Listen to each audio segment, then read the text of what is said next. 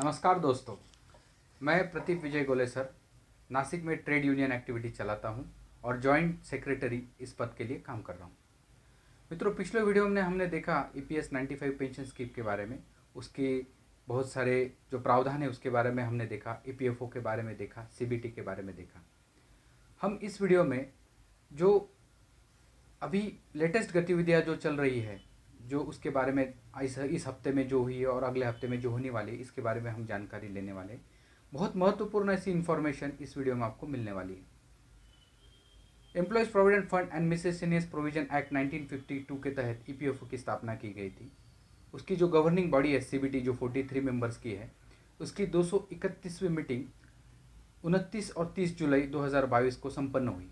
इस मीटिंग के बाद तुरंत ही एक प्रेस कॉन्फ्रेंस प्रोग्राम लेके माननीय मंत्री श्री भूपेंद्र सिंह यादव जी ने कुछ जानकारी या कुछ तथ्य लोगों के सामने बताए। उसको मैं सविस्तर रूप से इस वीडियो में अभी बताने वाला हूँ।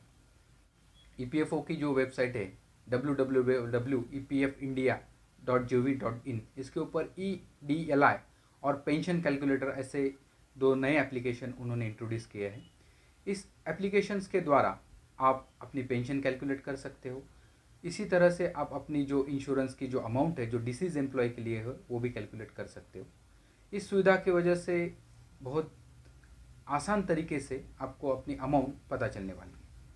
दूसरा जो प्रावधान इस CBT मीटिंग में जिसके ऊपर निर्णय लिया गया वो है लाइफ सर्टिफिकेट के बारे में, जीवन प्रमाण पत्र।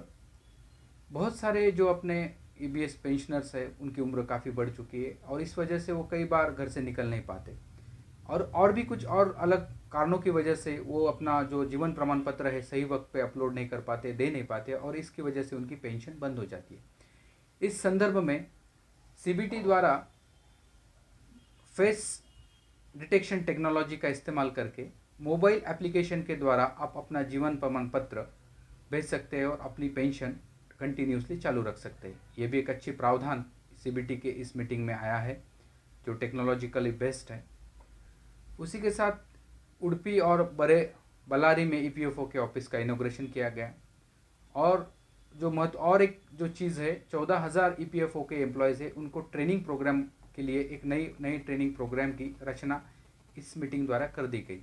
इसके द्वारा वो और अच्छी तरह से EPFO की सर्विस कर पाएंगे, टेक्नोलॉजिकली एडवांस हो पाएंगे और इसी तरह से बहुत सारी जो वेलफेयर एक्टिविटीज़ है उनके उसमें उसके बारे में उनको जानकारी की वजह से वो इफ़िशिएंटली काम कर पाएंगे। इसकी वजह से EPFO की इफ़िशियंसी बढ़ पाएगी और जल्द से जल्द मैटर्स को रिजॉल्व किया जाएगा। और एक प्रमुख मुद्दा जो काफ़ी महत्वपूर्ण है, लिटिगेशन मैकेनिज़्म।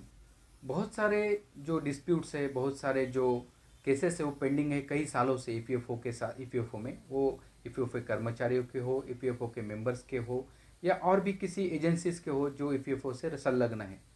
ये डिस्प्यूट काफ़ी अलग अलग लेवल्स पे है, कुछ स्टेट कोर्ट्स में, कुछ हाई कोर्ट्स में है, कुछ डिस्ट्रिक्ट लेवल पे है, तो कुछ सुप्रीम कोर्ट तक भी है। और इस सब चीज़ को रिजॉल्व करने के लिए एक पैरेलल लीगल मैकेनिज्म EPFO द्वारा संगठित किया गया है। इसके द्वारा आपके जो डिस्प्यूट्स है वो फर्स्ट लेवल और सेकंड लेवल पे ही अगर डिजॉल्व हो जाते हैं तो जल्द से जल्द डिस्प्यूट रिजॉल्व हो जाएंगे और न्याय की जो प्रक्रिया है वो प्रलंबित न रहते हुए जल्द से जल्द उसको ख़त्म किया जाएगा और बहुत ही कम ऐसे जो डिस्प्यूट है वो अगले लेवल तक जा पाएंगे। एक अच्छे प्रावधान है।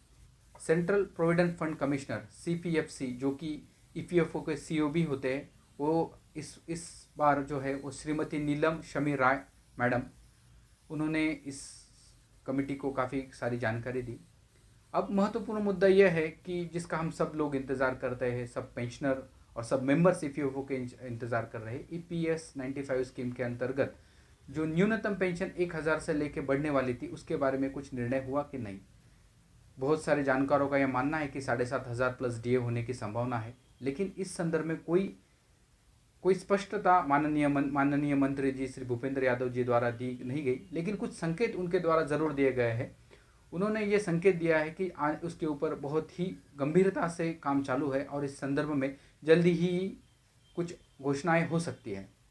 ये कब होगी, अगले हफ्ते में होगी, अगले महीने में होगी या और कुछ सालों के बाद होगी, इस बारे में उन्होंने स्पष्ट रूप से तो कुछ कहा नहीं, लेकिन हम ये उम्मीद करते हैं कि जल्दी इसके बारे में कुछ घोषणाएं होगी।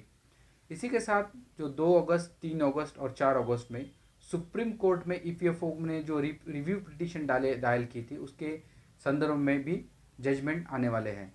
उसी के साथ 8 जुलाई 2022 को राष्ट्रीय संघर्ष समिति द्वारा एक पत्र भी सरकार को, केंद्र सरकार को दिया गया है। इसके अंतर्गत वो कुछ जन आंदोलन करने की संभावना बताए रहे हैं। ऐसी बहुत सारी गतिविधियां अगले कुछ हफ्तों में ईपीएफओ के और ईपीएस 95 पेंशन स्कीम के संदर्भ में होने वाली है। इस सभी जानकारियों को जुड़े रहने के लिए आप हमारे साथ जुड़े रहिए, इस चैनल को सब्सक्राइब करिए और ज़्यादा से ज़्यादा लोगों तक इसको पहुंचाइए ताकि लोगों को जो जेन्युइन इन्फॉर्मेशन है वो मिले सके। ज़्यादा से ज़्यादा लोगों का सम्मिलित होना ये किसी भी संगठन के लिए और किसी भी कार्य के लिए अच्छा रहता है। यही बोल के मैं आपसे विदा लेता हूँ। धन्यवाद।